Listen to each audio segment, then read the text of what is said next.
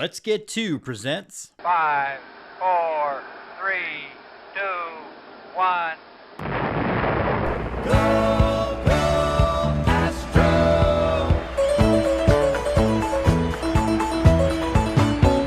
Here come the Astros, burning with desire.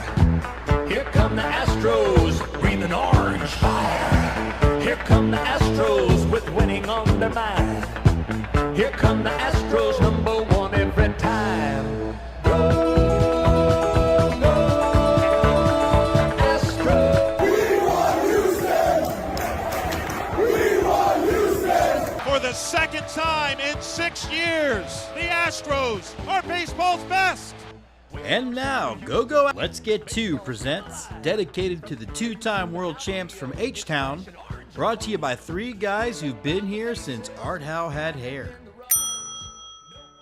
And we are back, folks. I have survived 1 week in Los Angeles with film students. Go Astros is here. I've got people on here, but before we get into the people, I've got some things to say.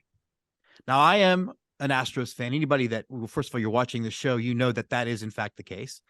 The Houston Astros are my second love on the planet, the first love being Star Wars, but I'm also a Cowboys fan. And I could open this 90 seconds or whatever it is with frustration about Jerry Jones and how he has driven the franchise into apathy. However, I'm not going to do that because that's well run over territory. I can honestly say that I find very few things, and Andy, you and I have known each other the longest on this thing. I'm always looking for some sort of self-awareness in people. So when you're a Houston media member or a Houston football fan, and you are so excited about the Cowboys losing, let me explain a couple of things. One, why? Two, or ask that question, I guess. Two, here's the thing. And I know that we always rag on Yankee fan for talking about World Series of the past. And I am also the guy on the show who says, I understand Yankee fan because, again, I'm a Cowboys fan. No matter how you slice it, no matter how you cut it, I had 3 Super Bowls in my life. 3 Super Bowls is better than 0 Super Bowls ever. Andy, we talked, and Brian on this show about how no matter what they did with the 2017 World Series, they were never going to take that feeling away from us, nor will they take the feeling away of 3 Super Bowls. So I guess I just don't understand people sometimes, but that's the end of my rant. We are very excited. We have a great episode for you today. First of all, our normal people are here, normal-ish, I guess. Andy, Tom Cheston, how's it going holding it down in Houston? Well, I feel like I just got name dropped 3 or 4 times in your rant, and I'm not allowed to respond. So I guess I'm doing well. You're not allowed to respond because today I'm the HMFIC. Those of you not in the military, I can explain what that means. So yeah, no, you're not. No one's responding. I've got it off my chest, and we're about to celebrate the Astros. Brian, Astros fan in New York. How are you doing? I'm good. And James, let me just extend on sort of your rant and put it into an Astros perspective. For years, maybe generations, the national response, the opinion of the Astros was, huh? And in the last 6 years, we've become hated. Maybe not as hated long-term as either the Yankees or the Cowboys, who have sort of generations of that. But there are both specific reasons for that related to sign stealing. But more importantly, people hate the Astros because they're good. And even if it wasn't for the sign stealing, most national fans would be going, oh, we're going to watch these guys. Remember when the Cardinals are in the playoffs every year? And you go like, oh, we're going to watch these guys again. And they're going to have some person we've never heard of show up and be a star in the postseason like Jeremy Pena. Hatred is being hated is better than being ignored. True for both the Cowboys and now for the Astros. I just think the former NCO me is looking for so much clarity, but we do have a very special guest. One of my favorite Astros podcasts out there, Bourbon Baseball. Actually, 2 of my favorite things on the planet. Suzy Fulton is here. Suzy, welcome to Go Astros. This is a weird episode to join in on, but thanks for coming. Thanks. I'm super excited to be here. Shelby, my co-host, unfortunately has to be at her big girl job today. So she's very sad that she had to miss this, but she is here in spirit. So tell me a little bit about the show, starting with the why, because you got to be a little crazy to jump into this crazy world of baseball podcasting. But so why do it? And tell us a little bit about y'all's perspective, particularly being a female driven podcast in a very still male dominated world. Well, that was number one reason. So little backstory on me. I became a fan of baseball in general in 2018. So when the 2017 World Series happened, my husband lovingly had to wake me up during Game 5 with, "Oh my God, Alex Bregman walked it off in the 10th." And I'm like, sir, all of those words individually, I understood, but then you strung them together in a sentence, and I don't understand why you woke me up, and I was very upset. So, he was like, why do you not understand? I'm like, okay, whatever. And so in 2018, started liking baseball. 2019, started liking baseball even more. Started watching all of the games. Then 2020 happened, and I was like, where's baseball? I need baseball. And then 2021. And at that point, I'm now obsessed. And my husband is like, can you just talk about anything else but baseball? Anything, just choose a topic, anything. And so started listening to all the podcasts. And like you had mentioned, they are mainly male driven. And at some point, I think I Googled female baseball podcast. And there was a couple that I found, one I wanted to shove rusty spoons in my ears, and the other one that I just absolutely loved. And I was like, this is kind of fun. I kind of like this. And still kept talking to my husband about baseball. And he's like, can you just talk to anybody else? Just anybody else, just talk. And I was like, wow. He's like, why don't you start a podcast? I'm all, why would I start a podcast? Like, that's just silly. And he goes, well, you wanted a female driven baseball podcast. Start one. I'm like, who would listen to me? Like, no one would listen to me. Enter Shelby, who I've known for years and years and years. I actually photographed her high school senior pictures. That's what I do in my day job. Okay. And she is a total badass with softball. She played softball all through college. And I happened to catch her on Robert Land's podcast. And he just kind of off the cuff said something about a podcast. And she's like, I would love to host a podcast. I'm all, oh my gosh, why did I not think of Shelby? Enter Shelby's DMs. We create a women-led baseball podcast. And I was like, what should we call it? I was like, I kind of want to drink on the show. What can we call the show? And that's what we're missing, guys. We need to be drinking on the show. I don't it's fun times, man. Maybe not so much at 8:30 in the morning, but and so we love alliteration. And I was like, well, it's either alcohol and Astros or bourbon and baseball, pick. And we both love all of the baseballs. Astros are our first love, but we love all of the baseballs. Bourbon and Baseball was born. And now we actually just created an Astros only show called Back That Astros Up. So that will be coming out very shortly as well. So we now have two. So we've just dove right in and all of the craziness. So Andy, I was just wondering all the baseballs, but what's the bourbon of choice right now? Okay, so my guess is all the bourbons. Yeah. So funny story on that. I actually really don't like bourbon. That's part of the shtick. So I try some bourbons and I try not to make a face, and I try to be an adult and drink it, and I just can't. So sometimes there's bourbons that I like. Sometimes there's bourbon that I don't like. I think like 2 episodes ago, I made a peanut butter and jelly, which was peanut butter, whiskey, and cranberry juice, and it wasn't horrible. My husband's very excited because he loves all the bourbons. Okay. So I buy the bourbons, I try the bourbons, and then he gets to drink the rest of the bottle. There you go. So, yeah. The question I have to ask, with some background to it, is like, we're friends with Breaking Balls Pod out of New York. She's amazing. But I also work in independent film, and we're always kind of talking to female directors about the barriers. Have you felt any pushback? Have you felt any, like, what business do you have talking about baseball because you're a woman, or has the environment been relatively welcoming? For the most part now, I mean, we're at the very beginning stages of our podcast careers, I guess you could say.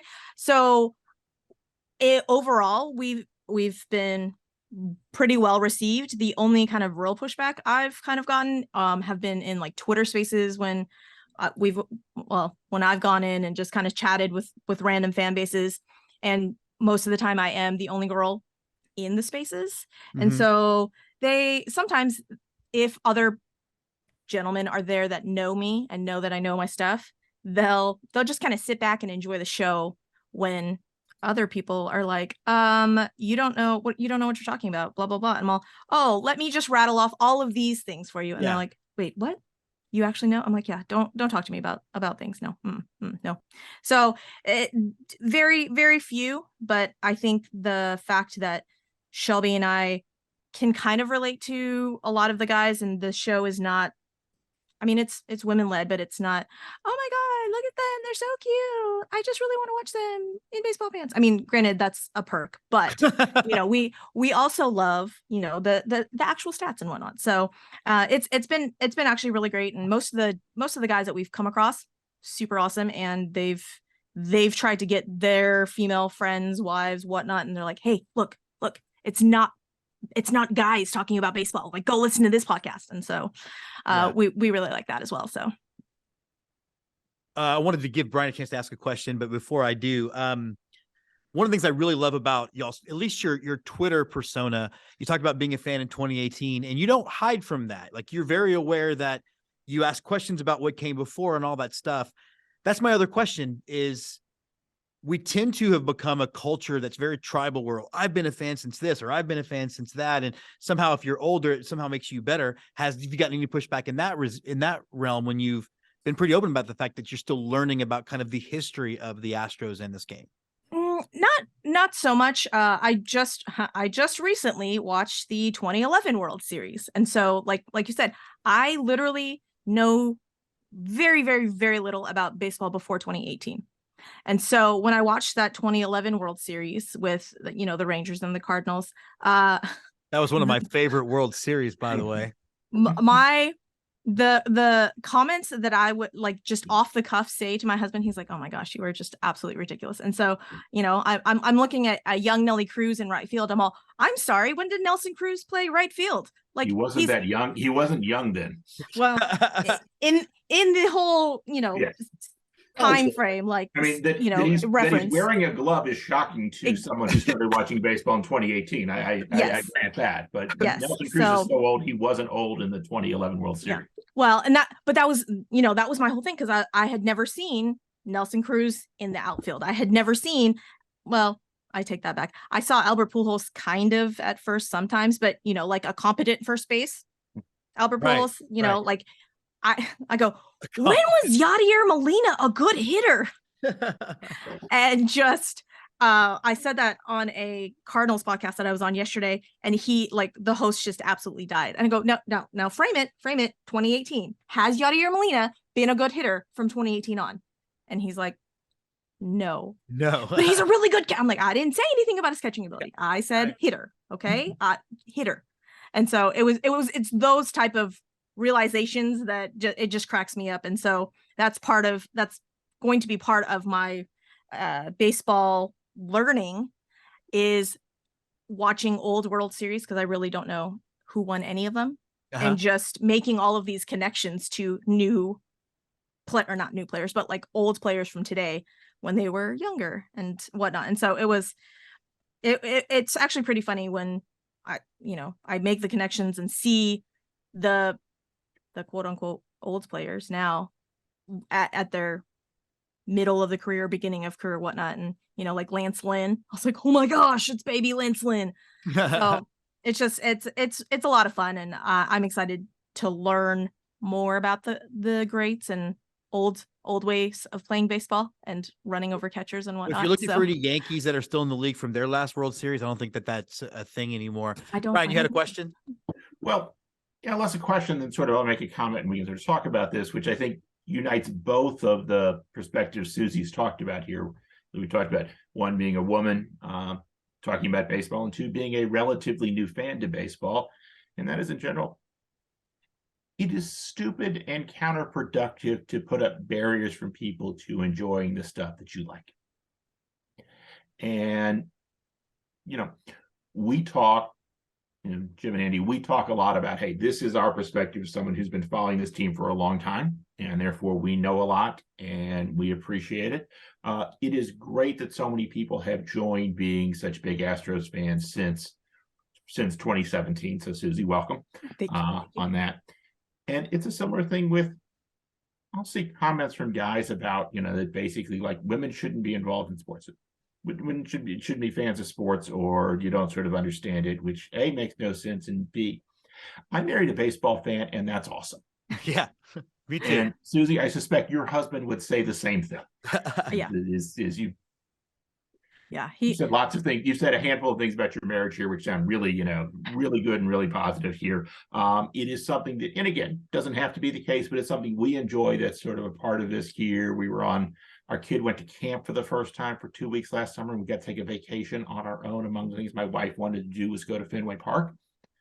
The Red Sox gave up 28 runs that night, so it was quite memorable. Oh, And I was that almost there game. too. I was like Yeah. 3 blocks away, and I had run out of gas on our trip. So, But I'll say this: my wife insisted on staying for the whole game, despite her team just getting, just getting poleaxed all game. And again, lots of different ways to enjoy lots of different things in life, including baseball, and hopefully we can be welcoming to all of them. well, and I would say too, before we move on to the 2 big topics of the day, we can't on one hand complain about baseball being a dying sport and then prevent new people from becoming fans of the sport.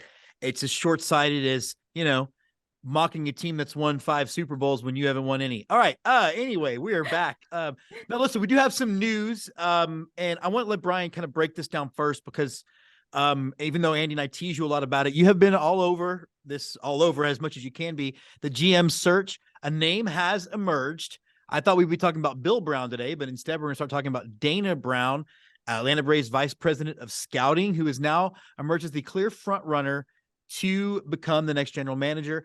I don't know as much about him, Brian. On the surface, it seems like a move that makes sense for the direction of the Astros. He's clearly been very good at his job there. What is your overall impression of Dana Brown? Yeah, so there's been reporting by Ken Rosenthal that there were 3 interviews. One was with Bobby Evans, former general manager of the Giants. One was with Michael Hill, currently working with MLB and former longtime executive with the Marlins. And the third is with Dana Brown. Brown is scouting director, I believe, with the Atlanta Braves. Previously, before that, he was with the Nationals for a long time. If you go back a really long time, he played college baseball at Seton Hall among his teammates, Craig Biggio. Yeah. And there's a couple sort of perspectives on this. One, he was one of the candidates who interviewed for the Tigers job, which Tigers president of baseball operations, the only other sort of open GM job. So he may be in sort of the list of people who've been interviewed for, they're sort of seen as a top candidate around the league. I should note that neither Evans nor Hill was interviewed for that job. And I don't think Evans has interviewed for a job since he interviewed for the job that went to James Click in 2000. Could be wrong on that. And, reporting on that stuff can be hit or miss. And stuff. So I think of those 3 candidates, he is the best candidate. He is someone who is approaching the job. What I don't have any sense on, and what hasn't been in the reporting, is how does he address what really Jim Crane didn't like about James Click? How is this an improvement? And none of the reporting has addressed that question. Now, that's hard for journalists to do. That's a mild criticism, I should say, because it's not something that's easy to do, and it's just hard enough to get the names out of it. But something I'm looking to see in the process, or when it gets names, is how does this ameliorate whatever the problems were? There's been some reporting on that, but it's really kind of small, sketchy here. One thing I'll say here about Dana Brown, or just in general, is this is not the most impressive list of candidates. And it makes me wonder if that's a choice of Jim Crane, of trying to get someone who will be less powerful in the general manager's job. And it'll be a bigger shared sort of responsibility between Crane, between the general manager, whoever he or she is, and whatever set of advisors Crane wants to rely on, whether that's the assistant general managers that he promoted, or whether that's Jeff Bagwell and Reggie Jackson, and maybe now Craig Biggio is more important if this is his friends. It may be a different vision of what the general manager's job is. Before we get to Andy, though, is it weird that I would feel so much better about it if Craig Biggio were in Bagwell's spot? Like, I just never really thought of Bagwell as a thinker. I know that that's sacrilege, but Biggio comes across as a smart dude. I don't know. That's an offline conversation. Andy, your thoughts? You fall into the trap of thinking someone who is well-spoken is smart, which isn't necessarily always true. Fair. Dana Brown, one of the things I think Brian didn't mention is before joining the Braves, after leaving the Nationals, he was with Toronto for 9 years in the front office.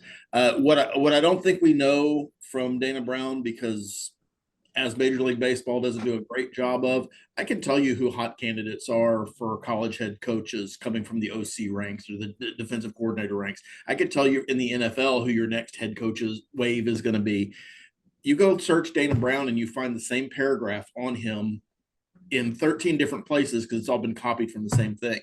I think the positives for his general managership, were that to be a thing, is that he has been with the Braves since 2019 in an organization that has figured out how to tie up, find young talent, develop young talent, and tie them into the organization for long periods of time, which is a model the Astros are going to continue to have to do because we don't want to pay large contracts. We're not going to have contracts that go more than 5 years, until Crane gets off that mark, that's going to be a necessary component. What you don't see a lot of, I don't know that Toronto or Atlanta, or certainly not the Nationals, are known well for their analytical approach to baseball.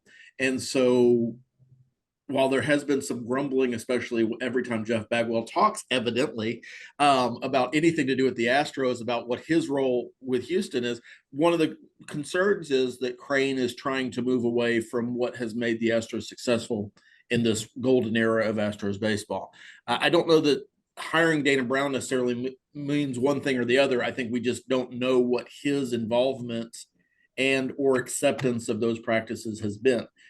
Could be, as Brian said, if you're reimagining what the general manager role is, he is the guy who is going to be the emphasis on scouting and that bridge that Bagwell talked about when he had the microphone shoved in his face 2 months ago, in regards to the human approach and knowing we have good guys on the team and all that. And you still have scouting and you still have the need to moneyball the team to a certain extent and find the imbalances and the inequities that you can take advantage of. I think those gaps are pretty much are a lot more narrow now, but I still don't think the Astros are getting away from that. But I think it could be a different looking front office in 30 days. Suzy, thoughts? Anything? I mean, anything thoughts on the guy or just the way the search has been going? Period. We've talked enough about it that people are tired of hearing from us. Well, so Shelby and I's first episode of season 2 was talking about the Atlanta conspiracy and how the Braves get all of their players to sign such team-friendly contracts. And it's Anthopoulos Island. If you guys are not familiar with Anthopoulos Island, basically the rumor is that Anthopoulos kidnaps players' families, holds them ransom on said island until the player signs this. So, such the Epstein Island. Yeah. Maybe one and say, I don't know. But it was just a funny thing because, when you look at the Braves signings, you're like, how are they doing this? And so, if that can be translated over to the Astros, not so much, Astros Island or, Jim Crane's cave or whatnot, that would be awesome. I mean, if we could lock up Tucker long term, that wouldn't break the bank. That would be amazing. Christian Javier as well. Like I would love to get that. And I don't know if that's one of Dana Brown's signature moves. If is he responsible for making those contracts happen? I was talking to one of our Twitter friends and listeners to the show, and we're all in a discussion, and he had brought up a great possible candidate in Eve Rosenbaum, who was in the Astros front office, now with the Orioles. But the con, I guess, for her was that she's super young. She's 33, and maybe Jim Crane doesn't trust someone that young. And but she's working in the Orioles front office now, and I want to say is the assistant GM for the Orioles now, as like a 33-year-old. And so maybe that's a thing. So I don't know, it's one of those where maybe she would be a great fit because she knows the team, but then again, maybe she left, and Jim Crane's like, nope, sorry, been there, done that, don't want to see you again. So at this point, I trust Jim Crane in whatever he does with the team, because we've gone to 6 ALCSs in the last however many years. Like, whatever Jim Crane is doing, I'm all right with that. Brian, do you feel Brian, I know you want to speak, so I'm going to give you something else to speak about, because I'm worrying about you emotionally, man. Like, I lay awake at night going, how is Brian doing emotionally? Do you at least feel better about where it was a month ago when we had our most testy episode ever? Or are you about the same place? I'm probably about the same place.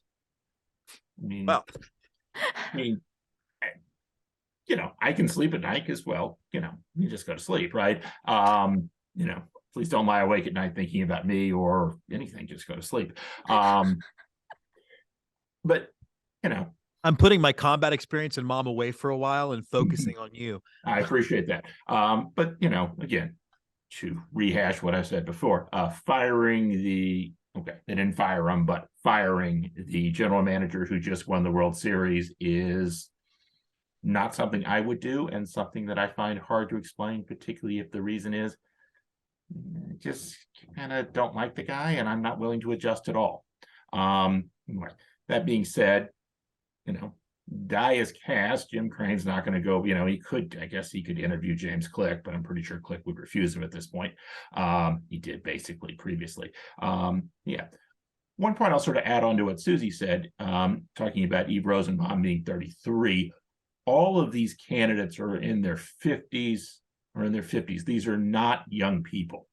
And again, I think it fits to, they're going to have a general manager that isn't, it certainly won't be Jeff Luhnow, who was the overriding driving force in the organization, pushing it in one direction.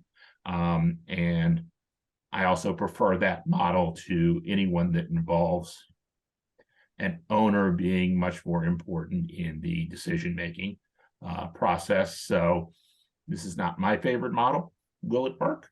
We shall see.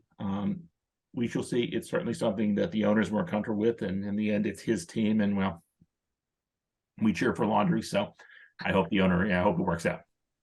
Andy, follow up to that. I know you have one. We're still in a situation where we don't know. We don't know that Dana Brown's the guy, first of all. We think he might be the guy. He's one of the reported by Bob Nightingale, and Bob Nightingale's never been wrong before. Never, not once. Every other time he tweets. Yeah, so there's that. It does, it's interesting to me that all of this information is coming from Nightingale and the Atlanta side of the table, nothing from anybody in Houston. And to Brian's point before we got on air, Houston's not known for being a media hotbed of a lot of investigative journalists who are breaking stories. The Houston Chronicle let Enron happen a block away from them. And reported 6 months after the New York Times started opening up those kind of articles. But anyway, so and don't forget the Athletic. That we don't even have a reporter for the Athletic. Exactly. Yeah. We just don't know. And I'm still in that same place of we don't know until we have a candidate, or an actual hire. We know who that person's going to be. And then we see what changes, if any, are made. I can't get past this idea, just as somebody who employs people and has a boss, that if I was to go to my boss and say, hey, I know you told me to hire this guy and that guy, and I said no, and I said Jake Myers instead, and you weren't happy about that, then yes, I probably get fired for most of those jobs. So that still sticks. I still don't know that Jim Crane is quite the Jerry Jones of baseball that media is trying to make him out to be, because we just don't know yet. I think he was really dissatisfied with James Click as a person working for him, not as a person, in the community or anything like that. Just they didn't get along. So I think if you had a GM, maybe it's Dana Brown, maybe it's somebody else who is competent and can follow orders to a certain extent. And I don't think it was out of the norm to say, hey, go get Sterling Marte and spend whatever you have to spend to get him. Nah, don't want to. Jake Myers. That's a reason that you get fired. That's a reason you don't have a job. And people seem to kind of want to gloss past that a little bit. So maybe if we have somebody competent enough to, I don't want to get Sterling Marte, but here's why, and here are the reasons, and I need to convince you and get you on my side, and understands that and has that level of organizational maturity, then maybe Jim Crane steps away again. I think Jim Crane has filled a void because he feels he needs to fill that void. Before I get to the next question, starting with Suzy, though, I will say this. I think we didn't really know all that much about James Click either when he was hired. He was somebody out of the, we weren't sure if he could be a GM because he wasn't serving in that capacity in Tampa Bay. We were all hoping he was going to bring his manager from Tampa Bay. That was the big deal. We'll have Dusty for a year and we'll get cash out of Tampa Bay, and that'd be fantastic. Suzy, we're going to start the last round of questions with you, and I'm pivoting on everybody on the topic. This is something that luckily my wife doesn't listen to the show because she'd be incredibly heartbroken that Yuli Gurriel is in fact on his way out. Just thoughts on that, thoughts on him going to Miami, and then of course Hensley becoming the utility guy. So I with my heart love Yuli. I love the camaraderie that the clubhouse had with him. My head, however, is looking at that entirety of the regular season and just dying because I missed the batting champ of Yuli Gurriel of 21. Like where did that guy go? I want that guy back. Like, do we need to feed you pizza and Coke again to get that guy back? I don't know what happened.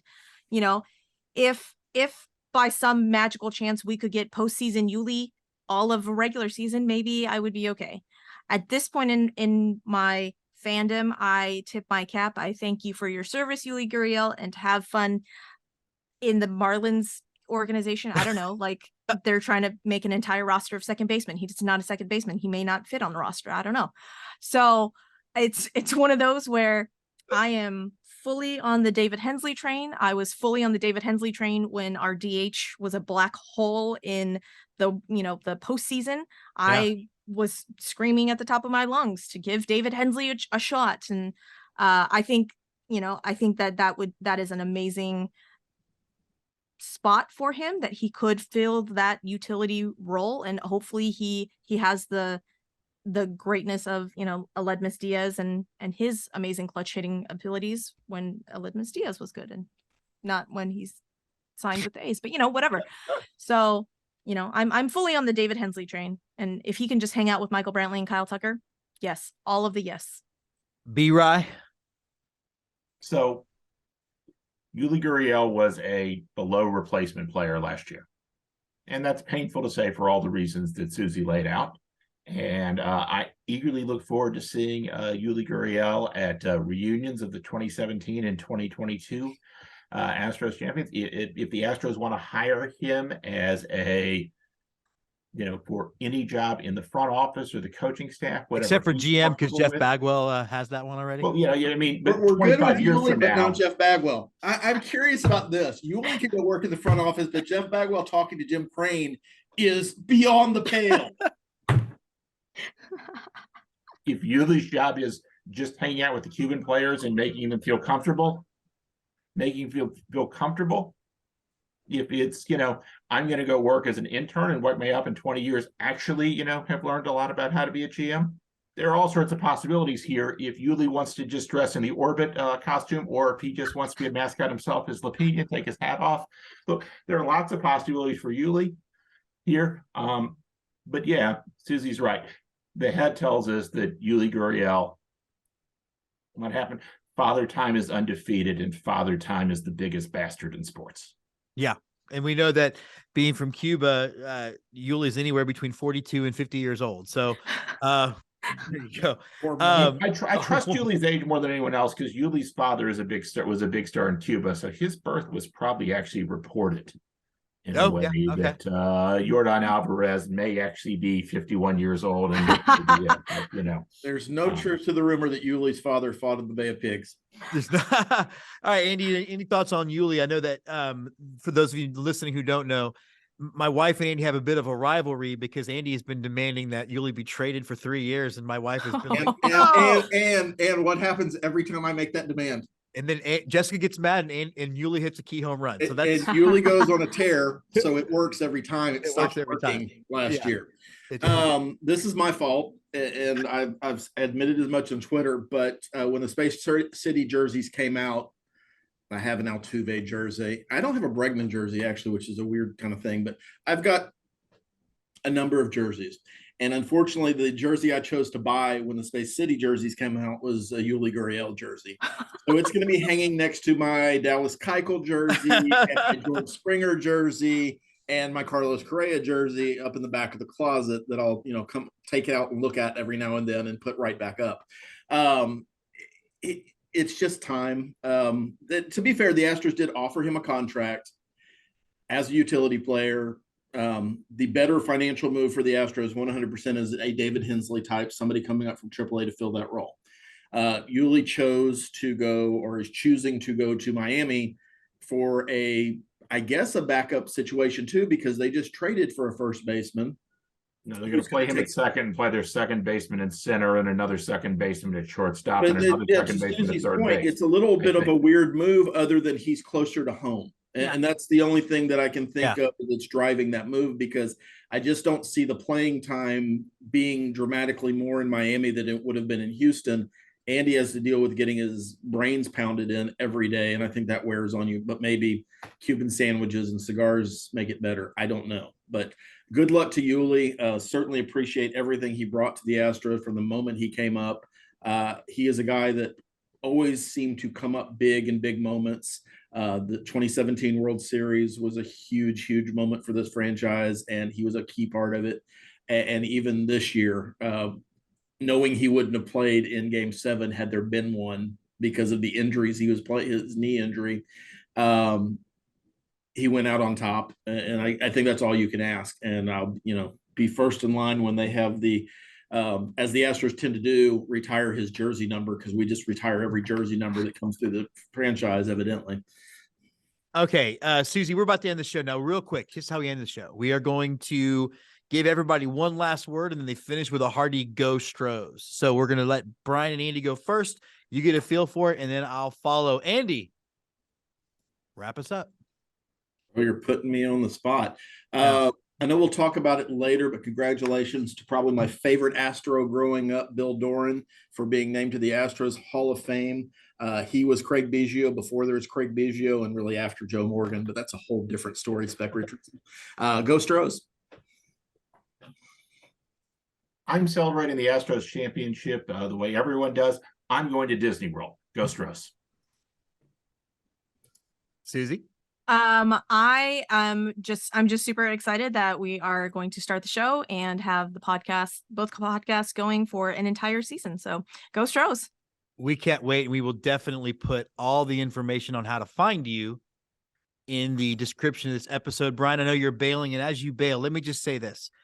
A shout out to the tour guides at Dodger Stadium who were frustratingly cool with me wearing an Astros t-shirt and my student wearing a Giants t-shirt. They were way classier than they had any business being. Go Stros.